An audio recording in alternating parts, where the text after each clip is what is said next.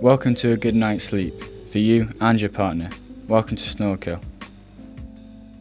When you open the box and the plastic container, you will find two plastic mouth guards, one for the top of the mouth and one for the bottom.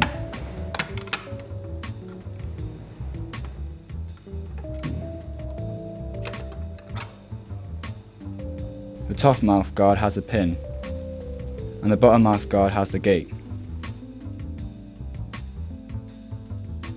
Place the top mouth guard in a bowl of hot water, about 70 to 75 degrees, or as hot as your hand can stand it, for about 20 seconds.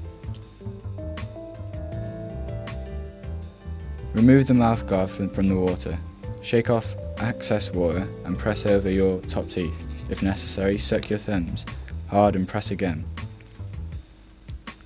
Press gently until it fits snugly. If it does not work the first time, repeat the process.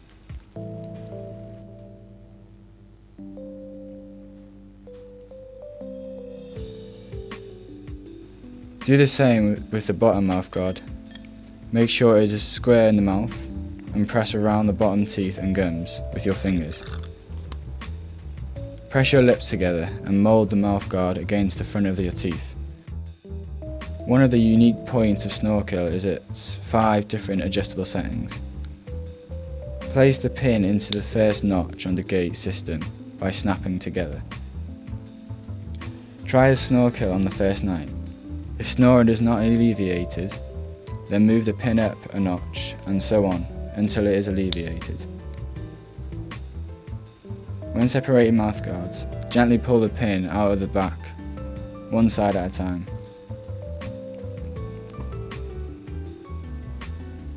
Once you have moulded your mouth guard, click them together and fit them both in your mouth.